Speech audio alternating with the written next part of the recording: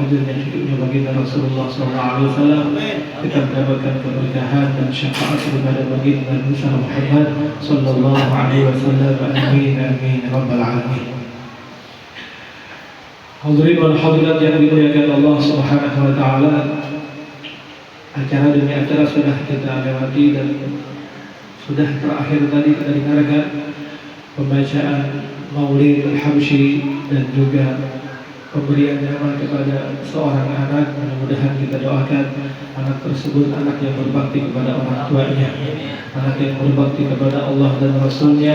Mudah-mudahan mendapatkan menjadikan kebanggaan bagi Allah, kebanggaan bagi Rasulullah SAW, dan bisa menjadi orang-orang yang bisa membimbing orang lain untuk mendapatkan ilmu agamanya Allah Subhanahu wa taala. Amin Allahumma amin ya rabbal alamin. Jemaah yang dimuliakan Allah Subhanahu wa taala, kita sudah berada di penghujung bulan Rajab, dan ini menunjukkan kepada kita bahwasanya Allah Subhanahu wa taala masih memberikan limpahan taufik dan hidayah. Bahkan pintu taubat dan ampunan Allah buka selebar-lebarnya bagi orang yang mau kembali dan bersujud di hadapan Allah Subhanahu wa taala. Terkadang ketika kita menjalani kehidupan di dunia ini banyak terjadi problematika, banyak terjadi masalah demi masalah, baik di rumah tangga ataupun di rekan kerja dan sebagainya. Dan itu semua sebenarnya mengingatkan kita bahwasanya Allah memberikan teguran, Allah memberikan perhatian kepada hambanya dengan cobaan tersebut agar hamba tersebut kembali kepada Allah Subhanahu wa taala. Bahkan baginda Rasulullah SAW memberikan kunci keberhasilan kepada seorang hamba apabila mampu menjalankan, mampu melaksanakan dengan apa yang pernah disampaikan oleh Nabi Muhammad sallallahu alaihi wa ala alihi wasallam. Rasulullah sallallahu alaihi wasallam pernah bersabda, "Bal istighfar ja'alallahu lahu min kulli dhiqin farajan wa min kulli hammin farajan warazaqahu min haitsu la yahtasib." Barang siapa yang melazimi istighfar setiap harinya, siang dan malam, mengakui daripada segala kesalahan dan dosanya di hadapan Allah Subhanahu wa taala, maka sesungguhnya Allah akan memberikan setiap jalan daripada kesempitan yang didapatkannya. Allah berikan solusi dalam setiap permasalahan. Dan dikatakan yang kedua, wa min kulli hammin farja, dan Allah berikan kemudahan, kesenangan, ketenangan di dalam dirinya. Wa yarzuquhu min haitsu la yahtasib, dan Allah berikan rezeki dengan jalan yang tanpa dikira-kira. Maka oleh karenanya, sebelum berakhir bulan Rajab, perbanyak istighfar kita kepada Allah Subhanahu wa taala. Kita meminta mudah-mudahan apapun dalam setiap kehidupan kita, Allah berikan jalan keluar, Allah berikan kemudahan, Allah berikan ketenangan. Mudah-mudahan rezeki yang akan kita dapatkan menjadi rezeki yang barakah, bisa menjadikan fasilitas untuk mendekatkan diri kita kepada Allah Subhanahu wa taala. Amin Allahumma amin ya rabbal alamin. Bahkan Rasulullah SAW pun pernah bersabda dan mengajarkan kita, "Wallahi inni la astaghfirullah wa atubu ilaihi fil yawmi akthar min 70 marrah." Orang yang mulia, orang yang terselamatkan daripada dosa dan kesalahan di hadapan Allah pun pernah mengatakan, dan beliau pernah bersumpah, "Sesungguhnya aku demi Allah telah mengucapkan, telah membaca istighfar di hadapan Allah setiap harinya tidak kurang dan tidak kurang lebih jumlahnya 70 kali beliau bacakan." Rasulullah SAW sering membaca istighfar setiap harinya sebanyak 70 kali. Makanya oleh karena itu guru-guru kita, bahkan asatidz kita mengajarkan kepada kita untuk membaca istighfar setiap selesai sholat dibaca sebanyak 11 kali. Setelah zuhur 11 kali, setelah asar 11 kali, maghrib dan isya terkecuali subuh 27, yang jumlahnya kalau kita kalkulasikan adalah 70 istighfar. Dan itu adalah contoh kita untuk ittiba' dengan Nabi Muhammad sallallahu alaihi wasallam. Kita berdoa kepada Allah mudah-mudahan lidah kita dipermudah oleh Allah Subhanahu wa taala untuk mengucapkan istighfar dan meminta ampun kepada Allah Subhanahu wa taala. Mudah-mudahan apa yang kita lakukan di dunia ini diberikan kemudahan dan diberikan keberkahan kepada Allah Subhanahu wa taala. Amin Allahumma amin ya rabbal alamin. Jamaah yang dimuliakan Allah Subhanahu wa taala, menjelaskan tentang masalah akikah.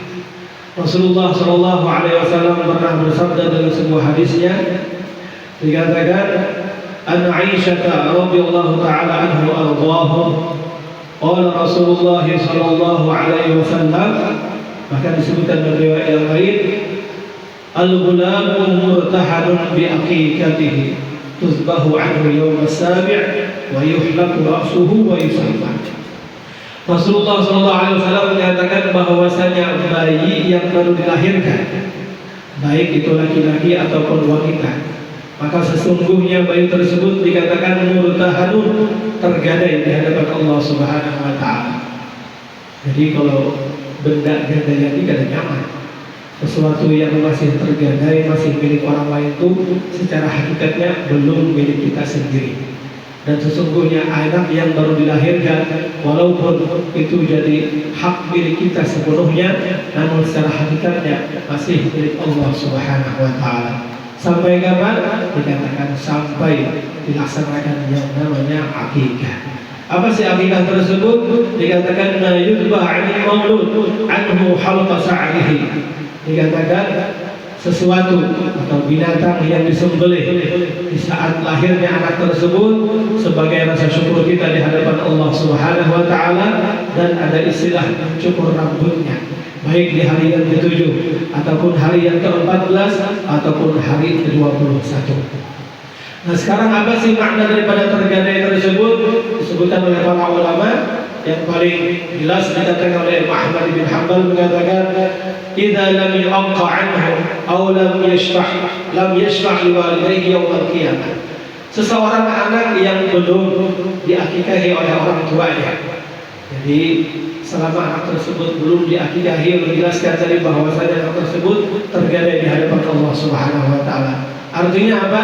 Maka sesungguhnya anak tersebut tidak bisa memberikan pertolongan, tidak memberikan syafaat kepada orang tuanya nanti pada hari kiamat ketika berjumpa di hadapan Allah Subhanahu wa taala. Walaupun dia sudah memberikan tarbiyah, sudah memberikan nama, sudah memberikan asupan kehidupan dan sebagainya, namun ketika belum dikeluarkan akikahnya, maka sesungguhnya anak tersebut tidak akan bisa memberikan syafaat di hadapan Allah Subhanahu wa taala. Dan alhamdulillah hari ini sudah ada pemberian nama, sudah dilaksanakan yang namanya akikah. Kita meminta mudah-mudahan anak tersebut bisa memberikan syafaat kepada orang tua yang telah di kiamat. Amin Allahumma amin ya rabbal alamin.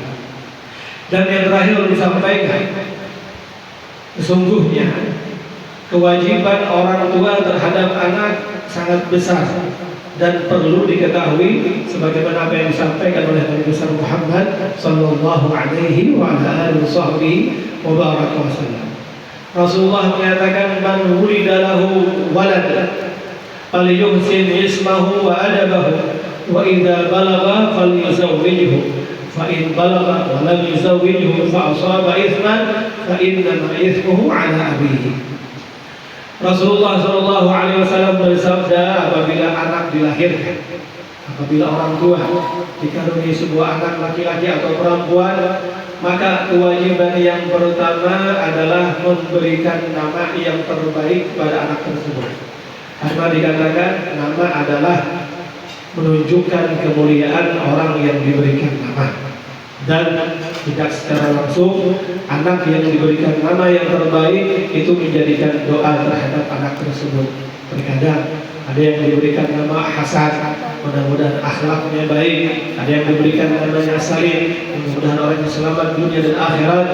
Apapun yang diberikan nama kepada anak tersebut, insya Allah menjadi doa terhadap anaknya dan terhadap orang tuanya. Siapa anak yang terbaik itu? Siapa anaknya? Muhammad Sadri Ilmiah. Bahkan disebutkan dalam kitab I'anatul Talibin, barang siapa anak yang diberikan namanya Muhammad, insya Allah nanti pada hari kiamat akan ada panggilan di hadapan Allah Subhanahu wa taala. Barang siapa yang namanya Muhammad, silahkan pergi dan dipersilahkan masuk ke dalam surga karena memuliakan nama Nabi Muhammad sallallahu alaihi wa alihi wasallam. Jadi kalau kuitannya merupakan Muhammad bisa ditambahin nanti, bisa dipanggil Habibnya, bisa dipanggil kemuliaannya, agar ditambah biar namanya Muhammad mendapatkan kemuliaan. Tapi itu bukan menjadi fasilitas atau keutamaan. Terkadang namanya Muhammad pun masih sering meninggalkan yang namanya sholat. Namanya sudah Muhammad, sering tidak ikut yang namanya maulid. Sesungguhnya nama adalah merupakan kemuliaan, tapi tergantung daripada orang yang membawa nama tersebut. Terkadang para habaib, para syaraib tidak mau memberikan nama Muhammad, dikhawatirkan kalau anaknya tersalah dan menghina anak, bahkan menuduh anak yang kurang baik, maka khawatir terbawa-bawa nama Nabi Muhammad. Mudah-mudahan anak yang diberikan nama Muhammad memberikan syafaat kepada orang tuanya dan kelak nanti pada hari kiamat mendapatkan kemuliaan, dimasukkan ke dalam syurga Allah Subhanahu wa taala. Amin Allahumma amin ya rabbal alamin. Dan yang kedua, yang paling terpenting adalah al-yuhsin adabahu, memberikan tarbiyah yang terbaik kepada anaknya. Ajarkan anak pengetahuan agama. Kalau seandainya orang tuanya tidak sanggup memberikan pengetahuan agama, kirimlah dia ke tempat-tempat yang di sana dididik daripada syariatnya Nabi besar Muhammad sallallahu alaihi wa ala alihi wasallam. Karena sekarang sudah zaman akhir zaman, orang banyak terjadi yang namanya kekurang ajaran terhadap orang tuanya. Ada di antaranya berita bahwasanya anak telah membunuh orang tuanya, bahkan dikatakan orang tua berani mensodomi anaknya, bahkan menzinahi anaknya, wal'iyadzubillah. Karena apa? Sesungguhnya bukan salah daripada anaknya, namun orang tua yang kurang memberikan asupan agama terhadap anaknya. Maka seperti diriwayatkan bahwasanya ada di zaman dulu, di zaman Sayyidina Umar bin Khattab, ada seorang anak kecil. Dikatakan bahwasanya datang kepada Umar bin Khattab dan dibarengi oleh orang tuanya. Orang tua tersebut memaki-maki anaknya dengan ucapan anak yang kurang ajar, anak yang kurang sopan santun, anak yang durhaka kepada anaknya. Ketika sampai di depan Umar bin Khattab, Amirul Mukminin, beliau menanyakan, ada apa ini? Orang tuanya marah-marah dan mengatakan bahwasanya anak ulun ini adalah merupakan anak durhaka dan anak yang kurang ajar. Karena setiap ulun perintahkan, dia tidak mau mengikuti daripada apa yang ulun perintahkan, bahkan sering menentang daripada apa yang ulun sampaikan. Oleh karena itu, wahai Amirul Mukminin, ulun minta kepada dia didik anak ulun, ajarkan anak ulun sopan santun. Kata Umar bin Khattab, kalau mintanya seperti itu, siap ulun akan ajarkan anak dia sopan santun. Ketika anak tersebut ingin diberikan ajaran sopan santun oleh Amirul Mukminin Sayyidina Umar bin Khattab, akhirnya anak tersebut sebelum diberikan motivasi, diberikan ajaran oleh Sayyidina Umar bin Khattab, anak tersebut bertanya kepada Umar bin Khattab, wahai Amirul Mukminin, ulun bertanya kepada dia, kalau memang tersebar di luar sana bahwasanya banyak kedurhakaan anak terhadap orang tuanya, apakah ada kedurhakaan orang tua terhadap anaknya? Sekali lagi ulangi, adakah kedurhakaan orang tua terhadap anaknya? Kata Amirul Mukminin Sayyidina Umar bin Khattab, ya ada. Bahkan itu bisa digambarkan. Di antaranya apa? Beliau pernah mengatakan, yang disebutkan dalam sebuah riwayat, dikatakan, apa itu? An yantaqiya ummah wa yuhsin ismah wa yu'allimuhul kitab. Dikatakan sesungguhnya kewajiban orang tua terhadap anaknya adalah 3 macam. Yang pertama, mencarikan orang tua yang terbaik terhadap anaknya. Jadi sebelum mendidik anak jadi anak yang mulia, maka syarat yang pertama adalah si orang tua, si bapak harus mencari istri yang salihah. Karena apa? Dikatakan al-um madrasatul ula lil aulad. Karena ibu itu merupakan guru pertama bagi anak-anaknya. Yang kedua, dikatakan wa yuhassin ismah, memberikan nama yang terbaik. Dan yang terakhir dikatakan wa yu'allimuhul kitab, dan mengajarkannya Al-Quran dan pengetahuan ilmu agama. Kata orang kata anaknya mengatakan, wahai Amirul Mukminin, sesungguhnya orang tua ulun telah meninggalkan 3 perkara tersebut terhadap ulun. Sesungguhnya ulun punya ibu, ibunya ini adalah merupakan mantan daripada suami yang mana suaminya beragama Majusi. Setelah cerai dengan suami yang pertama, nikah dengan abah ulun. Makanya orang tua ulun ini adalah orang tua yang kurang baik. Dan yang kedua, ulun ini diberikan nama yang kurang baik adalah namanya disebutkan dalam riwayat ini ju'la. Kalau bahasa Arabnya dikatakan khunfasa, artinya kelelawar. Ya kan, anak dicarikan kelelawar. Dan yang terakhir, sesungguhnya ulun tidak pernah diajarkan dalam masalah ilmu agama. Jauh-jauh terkenal kepada Allah, jauh-jauh kenal kepada Rasulullah. Sama sekali ulun tidak pernah digiring untuk mengenalkan dalam masalah keagamaan yang pernah diajarkan guru-guru mereka, orang-orang tua dulu terhadap anaknya. Sesungguhnya orang tua ulun ini orang yang jauh daripada masalah agama. Kata Sayyidina Umar bin Khattab mengatakan, wahai orang tua, engkau telah mengatakan bahwasanya anakmu telah durhaka terhadapmu. Demi Allah, kata Sayyidina Umar bin Khattab, sesungguhnya engkau yang terlebih dahulu durhaka terhadap orang anakmu. Maka di sini sudah jelas bahwasanya banyak orang tua yang menganggap besar kepalanya ketika anaknya durhaka, ketika anaknya menentang dengan apa yang disampaikan oleh orang tuanya, langsung memberikan status atau memberikan predikat anak tersebut durhaka kepada orang tuanya. Padahal kalau diselidiki sekarang, masya Allah, anak dipermudah untuk memiliki yang namanya gadget.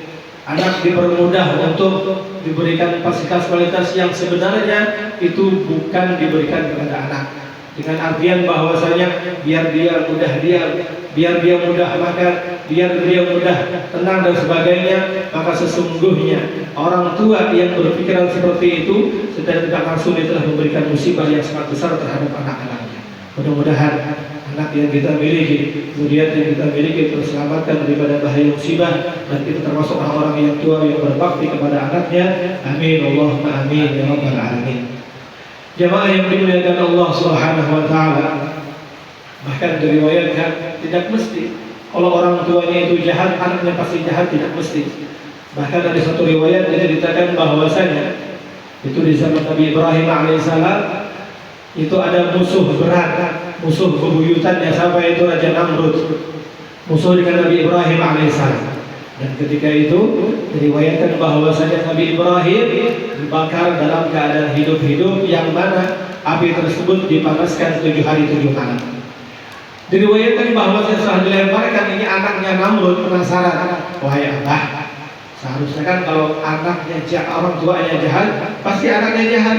Tapi kalau Allah sudah memberikan hidayah kepada anaknya, insya Allah walaupun orang tuanya jauh daripada Allah, kita meminta mudah-mudahan anaknya terselamatkan daripada hal-hal yang kurang baik yang pernah diberikan oleh orang tua kepada anaknya. Nah, singkat cerita bahwasanya anak tersebut meminta kepada Namrud, Raja Namrud dikatakan, wahai orang tua ulun minta kepada pihak, bolehlah ulun ingin mengetahui bagaimana keadaan Nabi Ibrahim alaihissalam. Kata orangnya, silahkan, engkau akan mendapati Nabi Ibrahim dalam keadaan meninggal dunia. Ternyata subhanallah, setelah didekati, ketika dipanggil nama Nabi Ibrahim, wahai Nabi Ibrahim, akhir Nabi Ibrahim menjawab, ada apa? Ternyata Nabi Ibrahim hidup dalam keadaan sehat afiat di dalam api yang membara. Kata anaknya penasaran, wahai Nabi Ibrahim, kok yang bisa di dalam api tersebut tidak terbakar? Apa alasannya? Nah, akhirnya beliau menjelaskan bahwasanya orang yang lidahnya terus membaca kalimat Bismillahirrahmanirrahim dan di dalam hatinya tertanamkan pengenalan diri ma'rifah kepada Allah Subhanahu wa taala, maka sesungguhnya orang tersebut tidak akan tersentuh baik api di dunia maupun api di akhirat. Kata anak tersebut mengatakan, wahai Nabi Ibrahim, bolehkah aku ikut bersamamu masuk ke dalam api tersebut? Kata Ibrahim, gampang, ucapkan kalimat asyhadu an la ilaha illallah wa anna Ibrahim Rasulullah. Ucapkan seperti itu.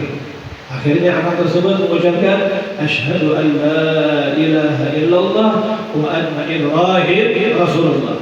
maka mulai melangkah terus mendekati api dan masuk dalam keadaan bardan wa salama, dalam keadaan dingin dan dalam keadaan selamat. Ketika masuk di dalam sana sudah mendapatkan asupan agama, mendapatkan nasihat daripada Nabi Ibrahim alaihissalam, akhirnya anaknya sudah menjadi yakin dan keluar daripada api yang membara tersebut, akhirnya mendekati ayahnya. Ketika sampai di rumah ayahnya, wahai ayah ulun sudah mendapatkan pengetahuan yang sangat besar, ilmu yang sangat bermanfaat. Yang pertama ulun sampaikan kepada pian bahwasanya Nabi Ibrahim alaihissalam selamat dalam keadaan dingin dan dalam keadaan selamat, padahal api yang membara. Akhirnya ayahnya terkejut, kok sampai bisa seperti itu gak terbakar. Kemudian diberikan pengetahuan yang kedua, wahai ayah ulun, sesungguhnya ulun sudah memeluk daripada agamanya Nabi Ibrahim alaihissalam. Akhirnya Namrud marah melihat anaknya sudah pindah agama dan dipaksa untuk kembali kepada keagamaan Namrud. Akhirnya anaknya tetap tidak mau. Akhirnya anaknya tersebut disiksa sehabis-habisnya. Ketika disiksa, ingin dibantai, ingin dibunuh, ternyata anak tersebut diselamatkan oleh Nabi Malaikat Jibril alaihissalam. Dan ketika diselamatkan dan digiring terus diajak kepada keluarga Nabi Ibrahim alaihissalam, ternyata anak wanita tersebut, anak daripada Namrud, dinikahkan dengan anak Nabi Ibrahim alaihissalam. Anaknya Nabi Ibrahim laki-laki, anaknya Namrud perempuan dinikahkan, dan subhanallah melahirkan 20 orang nabi. Itu berkat apa? Berkat daripada anak tersebut sudah mendapatkan asupan dan pengetahuan daripada agama. Dan yang terakhir disampaikan Nabi Muhammad SAW mengatakan, wa idza balagha, apabila anak sudah balik, kan tadi yang pertama diberikan nama yang terbaik, diberikan asupan agama yang terbaik, ilmu pengetahuan yang bermanfaat, dan apabila dia sudah balik, falyuzawwijhu, maka nikahkanlah anak tersebut. Fa in balagha, apabila sudah balik walam yuzawwijhu, namun tidak dinikahkan, fa asaba itsman, dia melakukan dosa di luar sana, fa innama ismuhu ala abihi, maka dosa tersebut dilimpahkan kepada orang tuanya. Banyak kita saksikan ketika malam jalan-jalan jam 11 malam, jam 12 malam, ada seorang wanita muda belia jalan di tengah malam, ada seorang laki-laki jalan sama wanita tengah malam. Maka sesungguhnya setiap malam dia melakukan maksiat dengan wanita yang bukan mahramnya, laki-laki yang bukan mahramnya. Orang tuanya tidur di rumah, tidurnya mendapatkan musibah, mendapatkan tulisan dosa di hadapan Allah Subhanahu wa taala. Karena apa? Anak yang melakukan dosa, yang sudah balik namun belum dinikahkan, maka sesungguhnya transfer dosa akan dilimpahkan kepada orang tuanya. Dan sebaliknya, seandainya anak tersebut memiliki kelakuan baik, akhlak yang luar biasa, dicontohkan ikut Maulid Al-Habsyi, ikut pembacaan Yasin, ikut sampai pondok pesantren dan sebagainya, maka setiap yang dilakukan oleh anak tersebut, pahalanya akan ditransferkan kepada orang tuanya. Kita meminta kepada Allah, mudah-mudahan kita punya zuriat soleh dan solehah, mendapatkan ilmu pengetahuan agama dan mendapatkan maudhurah daripada guru-guru kita. Mudah-mudahan mendapatkan syafaat daripada baginda Rasulullah sallallahu alaihi wasallam. Mudah-mudahan kita diberikan pengetahuan yang jelas. Jangan sampai anak tersebut durhaka kepada kita disebabkan kita durhaka kepada anak kita masing-masing. Mudah-mudahan kita mendapatkan kemuliaan daripada anak-anak kita masing-masing. Amin, Allahumma amin ya rabbal alamin. Dan yang terakhir, Rasulullah SAW pernah mengatakan, rahimallahu walida a'ana waladahu ala birri. Betapa mulianya, dan bahkan dikatakan mudah-mudahan Allah memberikan kasih sayang dan limpahan rahmat terhadap orang tua yang mampu membantu anaknya untuk berbakti kepada orang tuanya. Mengulangi, Allah akan memberikan limpahan rahmat, karunia yang sangat besar terhadap orang tua, yang mana orang tua tersebut mampu mendidik anaknya sehingga anak tersebut berbakti kepada orang tuanya. Jadi kita meminta kepada Allah, mudah-mudahan kita yang punya umur, kita yang punya keberkahan rezeki, mudah-mudahan umur yang kita miliki, rezeki yang kita miliki, bisa mendidik anak kita menjadi anak yang soleh dan soleha, dekat kepada Allah, dekat kepada orang tua, dekat kepada Rasulullah SAW. Mudah-mudahan menjadi investasi kita di hadapan Allah Subhanahu Wa Taala. Mudah-mudahan bisa memberikan syafaat kepada kita masing-masing sebagai orang tuanya. Amin, Allahumma amin, ya Rabbal Alamin. Mudah-mudahan ada manfaatnya, mudah-mudahan ada keberkahannya. Billahi taufiq wal hidayah. Wassalamualaikum warahmatullahi taala wabarakatuh. Bismillahirrahmanirrahim. Al-Fatihah.